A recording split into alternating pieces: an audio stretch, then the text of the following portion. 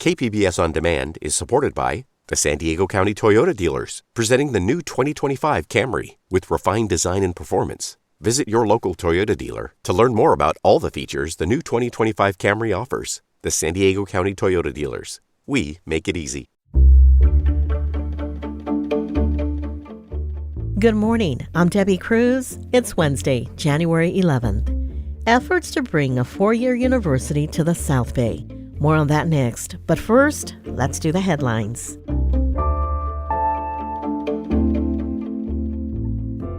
Governor Newsom wants to patch a projected shortfall in the state budget through a mix of cuts, spending delays, and shifts in how projects are paid for.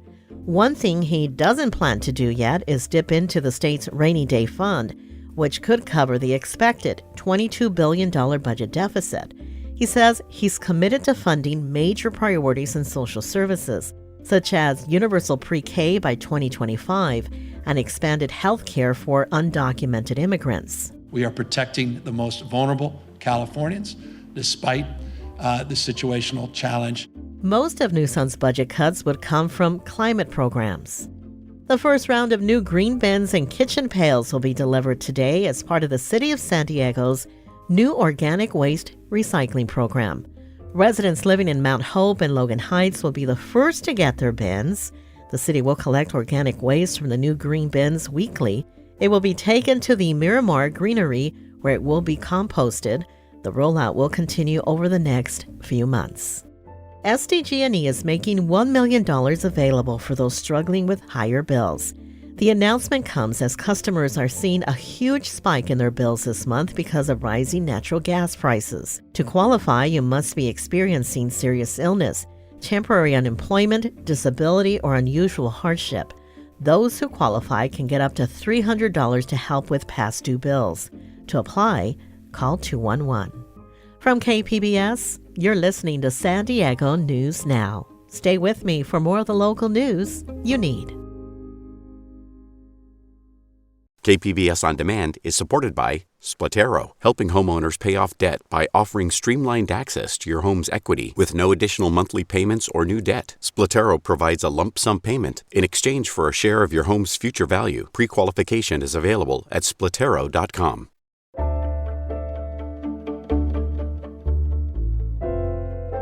Weather forecasts for yesterday had the city of San Diego getting up to an inch of rain, but the forecast was off. KPBS reporter John Carroll looked into how the Weather Service forecasts where atmospheric rivers will hit and how much rain they'll drop.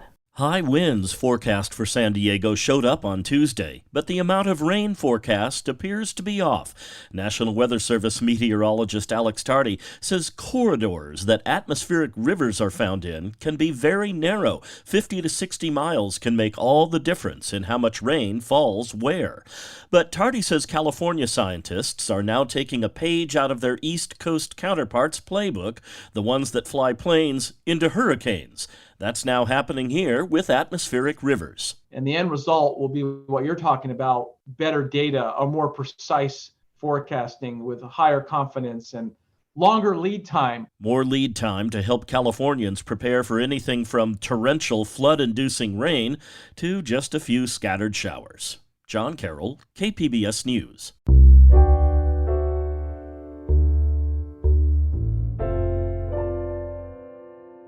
History was made at the County Board of Supervisors meeting yesterday when Supervisor Nora Vargas became chair of the governing body. KPBS reporter Alexander Nguyen says she is now the first Latina and immigrant to lead the board. Nora Vargas replaces Supervisor Nathan Fletcher, who was chair for 2 terms. Last month, he announced he would not seek a 3rd term and would nominate Vargas as his successor. Some of her legislative priorities for this year include community infrastructure, homelessness, and housing. We are going to be faced with some tough times, right? We're transitioning from the pandemic. Many of our folks are really suffering. We still have folks who are going to sleep, kids who go to sleep hungry right now, people who don't have shelter. We need to make sure we have more housing. So for me, it's about making sure our families come first so that they have access to food and the services that we can provide in the county. And there's another first for the supervisors. For the first time in the county's history, 2 women will be leading the board. Supervisor Tara Lawson-Reamer was named as vice chair. Alexander Nguyen, KPBS News. Also at the Board of Sup's meeting yesterday, more than half a dozen people urged the San Diego County Board of Supervisors to settle a wrongful termination lawsuit against its public defender office. Here's KPBS's Amitha Sharma with more. Ex-Deputy Public Defender Michelle Reynoso is alleging the county fired her because of her off-hours work with Black Lives Matter and for complaining about what she viewed as racist comments made by a supervisor. Last week, a San Diego County jury awarded $2.6 million to Zach Davina, another former public defender who also complained about that supervisor's alleged racist comments. The jury also found that Davina, who is gay, was discriminated against because of his gender expression. Speakers at the supervisors' meeting said given the verdict in Davina's case, the county should settle Reynoso's case. Here's a speaker who introduced himself as Bobby. Why? Why continue to litigate this matter? Pride? To save face? Please don't waste our money pursuing this. Do the right thing and settle this case. Reynoso's case is scheduled for trial next month. Amitha Sharma, KPBS News. 2 San Diego-based companies are getting the backing of the Department of Energy as they work to build better electric vehicle batteries. KPBS environment reporter Eric Anderson says the local funding is part of a broader initiative to beef up the nation's battery supply chain. South8 Technologies is pioneering battery tech that could make EVs safer and more powerful. The firm fills the batteries with liquefied gas instead of liquid electrolytes used in current EV batteries. South8 Technologies' Cyrus Rustamji says their process reduces the battery's fire risk, allows the battery to hold a charge in colder temperatures, and lets the device store more energy. There are a lot of groups out there pushing for so-called solid-state batteries, which, as the name implies, it's a solid material which conducts lithium ions. But that has many more years to go in terms of development. San Diego-based TieFast Energy also landed a $2.8 million grant to pioneer high-density and fast-charging batteries that last a long time. A dozen companies around the country got a share of $42 million in federal funding. Eric Anderson, KPBS News.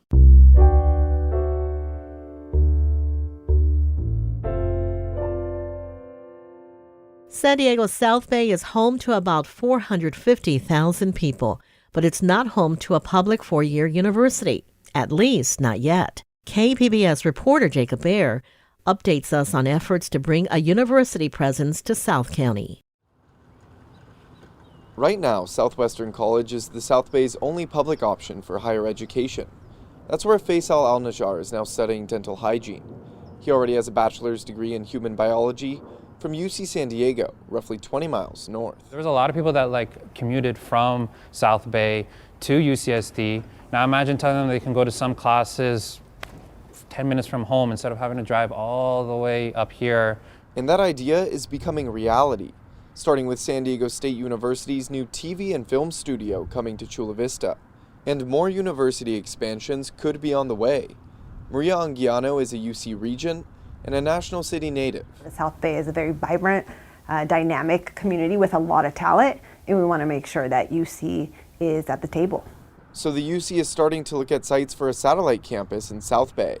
The city of Chula Vista has already set aside nearly 400 acres near Otay Ranch Town Center, with plans for a combined university and technology park. It's been a project that's been ongoing for over 30 years. John McCann is the new mayor of Chula Vista. We're building around it to be able to make sure that the campus has the infrastructure, has the housing to be able to support the university. While the city has set aside land for a university, Anguiano says the exact location for a South Bay UC expansion isn't set in stone. Some campuses have a huge room to grow. Others are going to grow in ways of creating satellite campuses, using opportunistic spaces, partnerships with community college campuses. Wherever a new school goes, Al-Najjar says he hopes the needs of local students are considered. Some might not have a car, some might not just be able to afford the gas, some might not be able to afford the parking permit. McCann says having a university will lead to economic and binational growth for Chula Vista.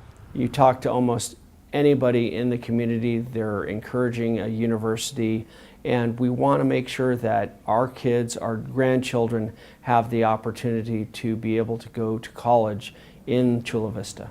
Assemblyman David Alvarez represents most of the South Bay. He says many South County students end up studying and working outside of the region they grew up in. A university would keep them closer to home. So we have land. However, what we need now is the investment to actually build. A South Bay satellite campus can also help the UC system meet its goal of adding up to 33,000 more students by 2030. We have way too many students that are qualified that can't get in. Richard Lieb is the chair of the UC Board of Regents. He also lives in San Diego County. And we want to be able to provide education to those and access to those, because we know that when somebody goes to a University of California, they come out really in a much better position. The first step is a tour of the proposed sites with UC San Diego Chancellor Pradeep Khosla, who will have to make the proposal for a satellite campus. I don't know how long it will take to actually have an open, an open area, an open campus, but I do know that the Chancellor has made a commitment to us that it's something that he definitely wants. Groundbreaking for SDSU's new studio is expected to happen this year. Alvarez helped to secure funding for the project and has big goals for the long-term future. 5, 7, 10 years after you've got several programs running, perhaps this becomes its own institution because it's been, there's been growth, there's enough attraction there, and we decide, this should be a new state university of some sort. UC alum Al Najjar has one request for universities that come to South County. It should really be modeled after what I would say Southwestern has offered me, which was the smaller classes, more intimate connection with the professor, like they actually know you. UC officials plan to do their South Bay site tour in the first quarter of this year. Jacob Ayer, KPBS News.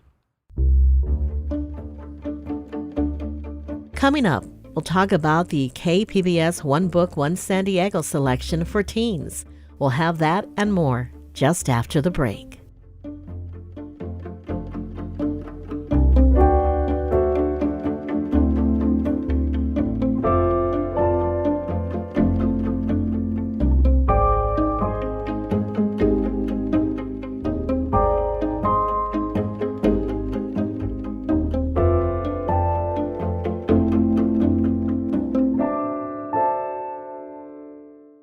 KPBS On Demand is supported by Latino Legacy Foundation, presenting their Storyteller series, Reach for the Stars with Ellen Ochoa, the first Latina astronaut, former NASA director, and San Diego native, Sunday, June 29th.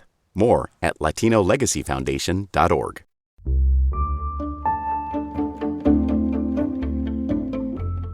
Over the last 30 years, obesity has more than doubled in young children. And the American Academy of Pediatrics is presenting comprehensive strategies that stress early interventions, such as nutrition-based treatments, counseling, and medication, or surgery for teens. The idea is to not take a wait-and-see approach anymore. Rady Children's Hospital Dr. Jeffrey Schwimmer says parents should expect their kids to be screened for health conditions caused or made worse by obesity. Parents can anticipate that their children are more likely to have screening for these health conditions, diabetes, fatty liver disease, high cholesterol, at age 9 or 10. It's still unclear how insurance companies will react to these recommendations in their coverage plans.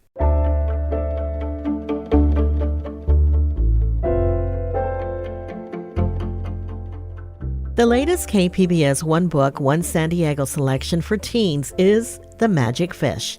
It's a graphic novel by writer and illustrator Trung Le Nguyen, also known as Trungles. It's about a second-generation Vietnamese-American teenager who uses fairy tales to help his mother learn English.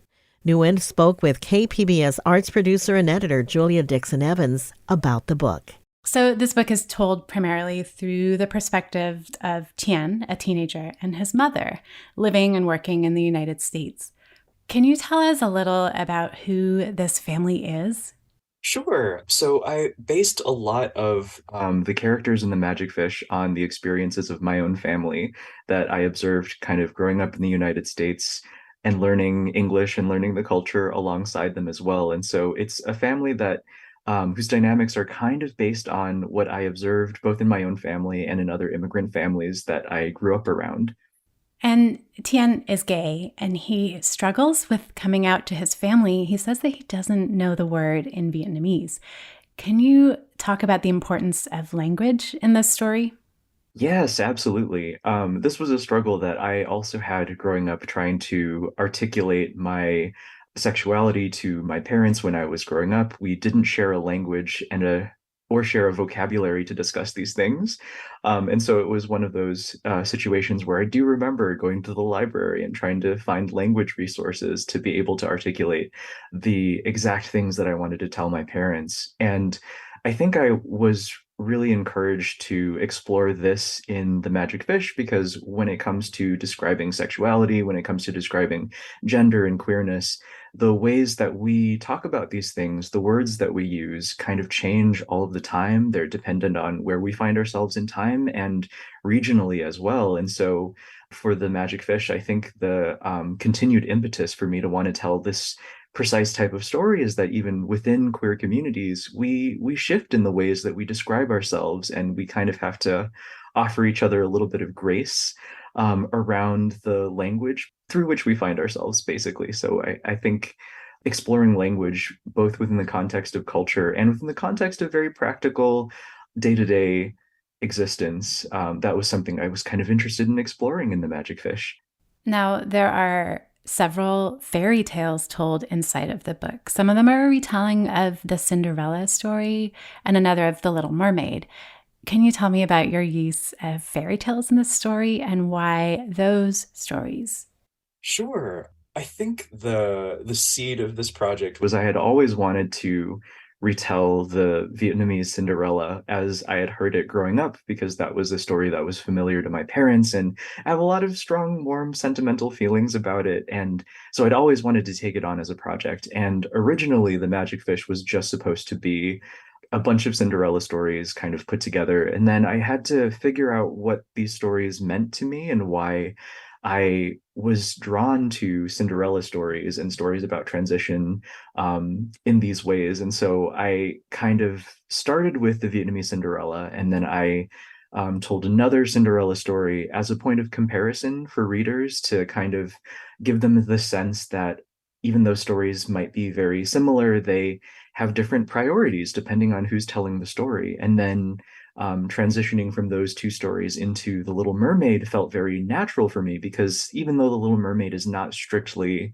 a Cinderella story, it is a story about giving up the things that are familiar to you in order to be with the people that you love and to have the life that you want for yourself. And that's something that I find to be really resonant as an immigrant. But The Little Mermaid is also a queer allegory in the iteration that we best understand it through Hans Christian Andersen. It was sort of a love letter. And so all of these themes sort of coming together wasn't something that I had intended at the very beginning, but reaching in and exploring why those themes were really resonant with me really helped me tether the important elements of the fairy tales together within the context of the overarching story in The Magic Fish. And when you say there's a Vietnamese Cinderella, as an immigrant, was it surprising that every culture seems to have a version of these same fairy tales? Yeah, when I was a kid, I was really surprised. I was like, oh, there's this wonderful kind of underlying story archetype that manages to find its way across different cultures. And I realized that the Cinderella story wasn't the only one. There are a lot of really common, fairy stories and common tropes that show up from culture to culture. And I think a part of my attraction to fairy stories is that they're so organic. They feel like they're people almost. I love the notion that a fairy tale is something that can exist in multiple places, or that it moves from place to place and it changes clothes depending on the culture in which it finds itself, and it changes its priorities. And so fairy tales illuminated the notion that stories are more about the storyteller, and that even though the content of the story might be really similar from place to place, depending on who's telling the story, you get a sense for that person's priorities and their hopes and their fears and their dreams, and all of those things highlight to me that storytelling is a communal activity. It's a shared experience. That was Trung Le Nguyen, author of The Magic Fish, speaking with KPBS's Julia Dixon Evans. For more about KPBS's One Book, One San Diego, go to kpbs.org. And before you go, there's still time to call us up and tell us your New Year's resolutions. You can share your 2023 goals by calling us at 619-452-0228 and leaving a voicemail. You can also visit www.kpbs.org/goals and tell us there. We look forward to hearing what you have in store for the new year. That's it for the podcast today. As always, you can find more San Diego news online at kpbs.org. I'm Debbie Cruz. Thanks for listening and have a great Wednesday.